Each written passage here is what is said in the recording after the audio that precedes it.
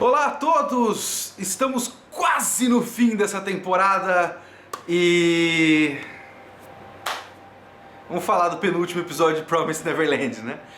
Você deve estar se perguntando por que eu estou aqui. Você deve já saber como é que é o esquema. Quando a gente vai gravar um VideoQuest numerado, eu tenho que vir aqui pra casa do urso e eu aproveito pra gravar o vídeo da semana aqui mesmo, porque é isso aí.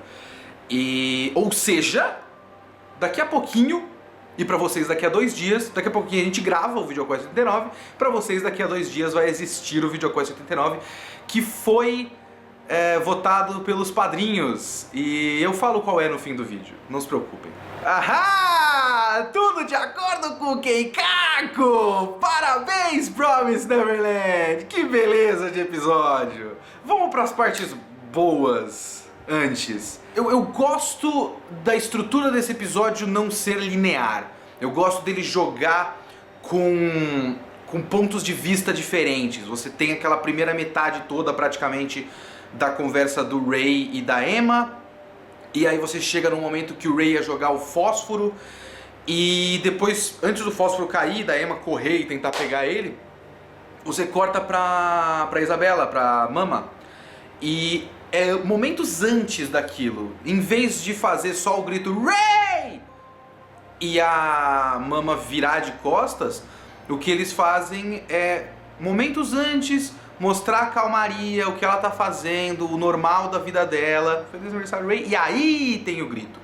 E aí mais tarde você vê um pouco do momento que a Emma pega o fósforo, fala o plano, chama as crianças, e aí você vê ela jogando fósforo e gritando Ray, e você vê o momento que ela respira pra dar o grito fingindo que o Ray tá morrendo, e aquela tomada da porta queimando de novo. Então você tem esse jogo de diferentes momentos, de diferentes pontos de vista pra você ver. Isso é típico de filme de assalto. E eu já falei algumas vezes que tem uma dinâmica de heist movie no Promised Neverland, que é uma coisa que eu gosto. Inclusive, eu adoro 11 Homens e um Segredo, por exemplo. Eu adoro essa porra desses 3 filmes. Os 3 filmes eu gosto. E tem esses momentos de, olha só, tudo que você tinha visto antes, na verdade é outra coisa. Então, parte disso me agrada bastante. Como, por exemplo, aquela cena que eles estão com a Crone, falando com ela, que eu acho que eu fiquei com um pouco a sensação que não chegou muito a lugar nenhum, sabe, a conversa deles, não foi útil pra ninguém. Mas aí a gente vê que, na verdade, as crianças estavam ouvindo e a gente já estava planejando isso antes, então elas já sabiam. E essa conversa inútil, na verdade, foi uma exposição para personagens que não estavam na cena. Então essas coisas são coisas de filme de assalto que são legais. Aquela montagem do clímax do 11 Homens e um Segredo, que mostra que tudo que estava acontecendo de um jeito que você não tinha percebido esse tempo todo. Essas coisas eu gosto.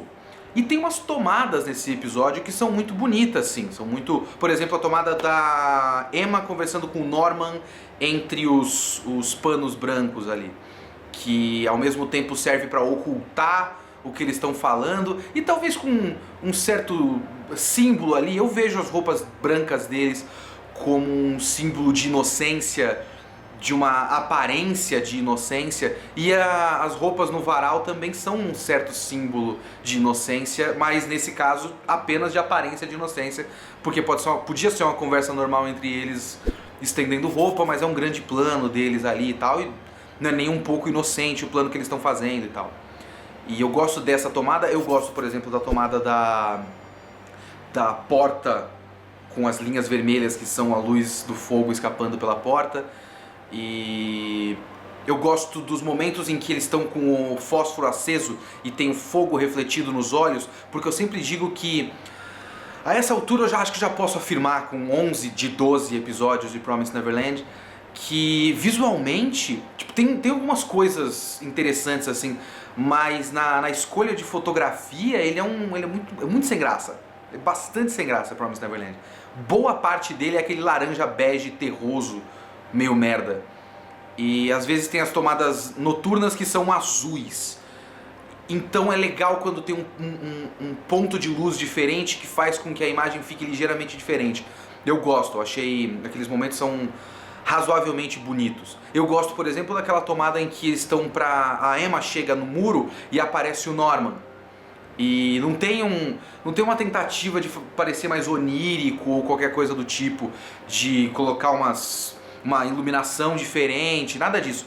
Ela chega, tem o Norman como se ele estivesse vivo, ele toca nas costas dela, você sabe porque você sabe que o Norman não tá ali, e depois corta para um outro ângulo e ele não tá mais lá. É natural, você entende o significado e não é forçado, e eu gosto disso, eu achei realmente bonita, essa cena foi bacana. E também da questão do plano. O plano é legal, inclusive. O plano é bacana. Outras coisas relacionadas ao plano eu não gosto. Mas o plano é um plano legal e essa sensação de fuga, da emoção da fuga eu curto muito. Eu gosto muito. Mais uma vez, tem aquela sensação de filme de assalto. Tem muito de filme de fuga, né? Essas histórias de fugas também são bastante comuns. Tem um seriado inteiro disso, Prison Break, né? Então, a emoção de colocar um plano em ação é um bagulho que eu gosto bastante na ficção em geral. Então eu gosto dessa sensação e de como eles vão realizar o plano e do plano per se, que é um plano legal, sim. Colocar queimar a casa, cortar a própria orelha, isso é uma coisa que eu tinha achado muito da hora já no mangá e eu continuo achando ali, até porque no mangá eu acho que, sabe quando a minha memória, vocês me conhecem, eu não tenho memória de porra nenhuma. E eu acho que eu vi eles cortando a orelha, eu vi a orelha na mão da Isabela, mas tipo uns 20 capítulos depois daquilo, eu fiquei pensando, mas peraí, eles cortaram mesmo a orelha? Ou eles só tiraram o bagulho aqui? Eu não lembro mais.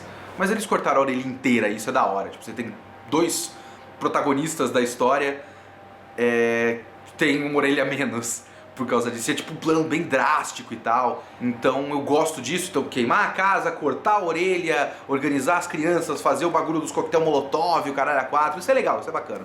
O plano per se eu gosto. Mas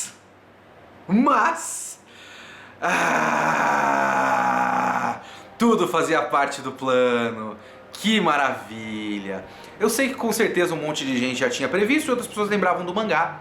A minha lembrança do mangá é que eles executavam um plano, então na minha cabeça eles estavam no episódio passado mal e alguma hora eles vão se recuperar psicologicamente e vão realizar, tipo, não, vamos voltar a fazer o nosso plano.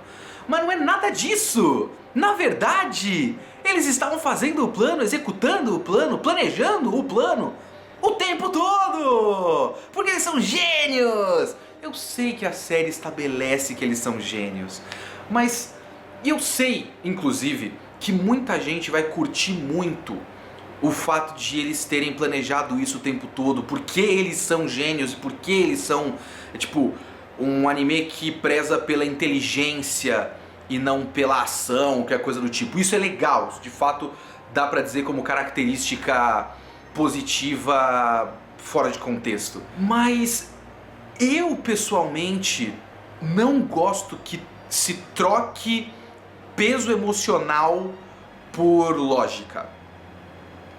E eu acho que a gente fica sabendo nesse episódio que tudo que aconteceu, tipo, o episódio inteiro foi um fingimento e eles estavam, na verdade, executando o plano, enfraquece, porque em que momento eles se sentiram mal pela perda do Norman?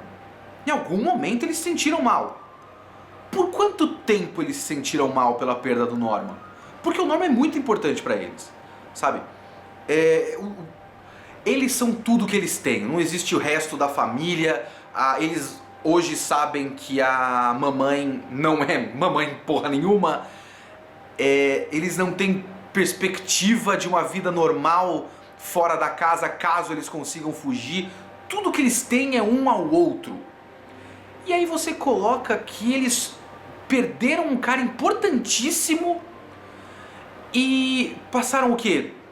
2 dias se sentindo mal? É isso? E o resto? Não, vamos lá, aqui é função, rapaz. Aqui é trabalho. Aqui é trabalho. É assim que funciona? Então tudo isso era fingimento.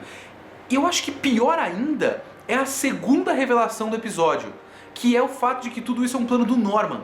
Porque isso tem 2 bagulhos pra mim. Primeiro, que a primeira metade desse episódio é um teatrinho inútil. Porque se você parar pra pensar, a Emma já tinha o plano do Norman na cartinha e ela estava executando o plano do Norman esse tempo todo. Ela estava fingindo...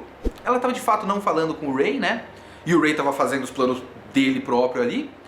Mas quando você vai perceber todo o resto do episódio, o plano que eles estão executando é o plano do Norman. Então, quando a Emma chega naquela salinha, significa que ela chegou e fez um teatro de que ela estava mal e que ela conta todo o processo dela e faz um discurso, quase um discurso motivacional para explicar os princípios do que ela está falando, enquanto houve o plano do Ray.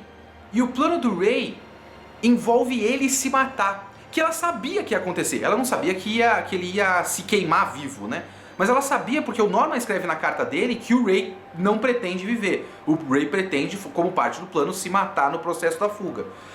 E ela sabia disso. Então, e você sabe que eles são muito racionais, porque o motivo, tipo, o tema desse episódio, basicamente, é mostrar que eles são racionais acima da emoção.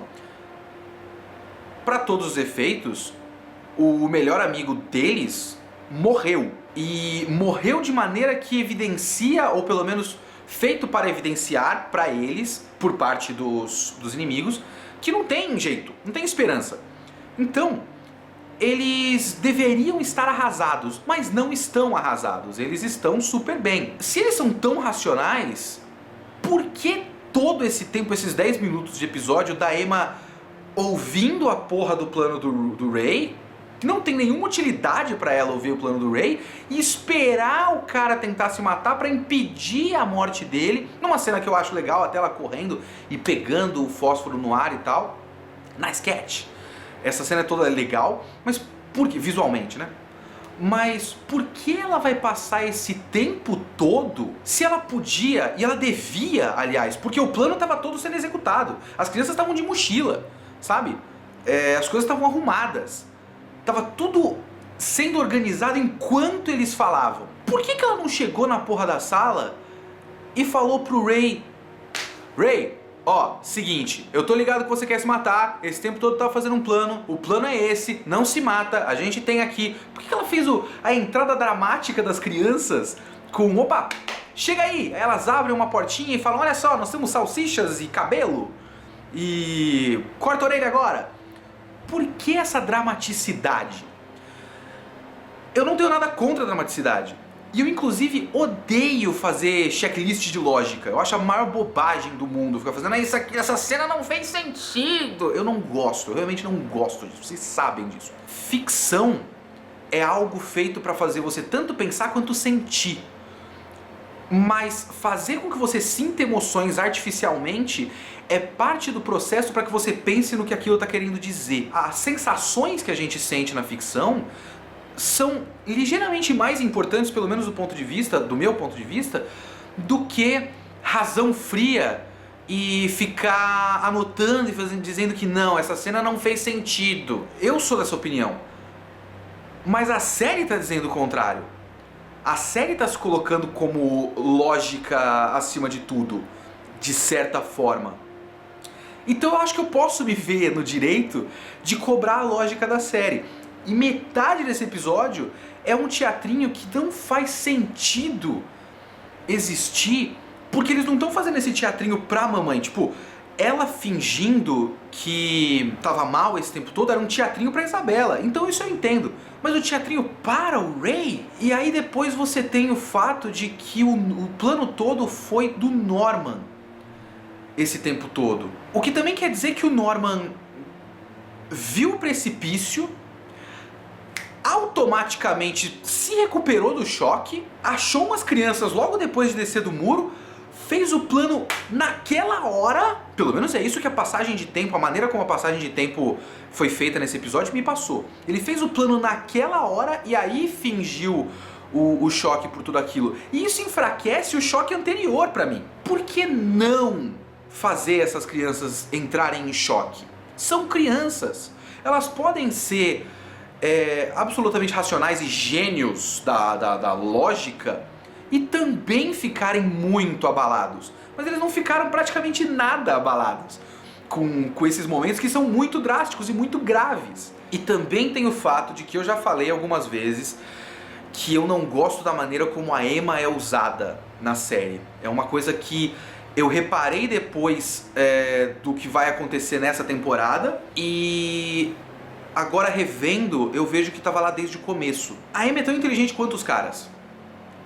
E a Emma é uma líder carismática, o que eu entendo. Só que ela é constantemente usada apenas para repetir os princípios do que eles estão falando.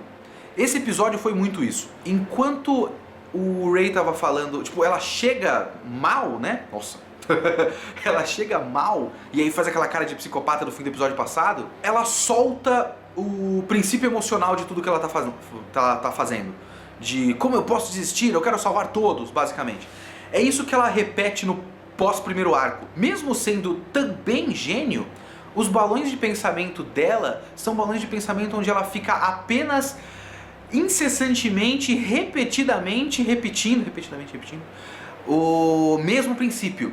Eu vou salvar os meus amigos, que é o que ela fala agora. Eu vou salvar os meus amigos. Então ela apenas repete, eu vou salvar os meus amigos. Então não tem variação, é entediante e é um uso, sei lá, ruim. Eu não consegui achar a palavra melhor. É um uso ruim de uma personagem que podia ser muito interessante. Esse episódio foi um episódio em que ela passa metade do episódio ouvindo o plano do Ray, que ela chega e fala os princípios do que ela tá fazendo, ela ouve o plano do Ray, ela faz o que costuma ser usado com ela.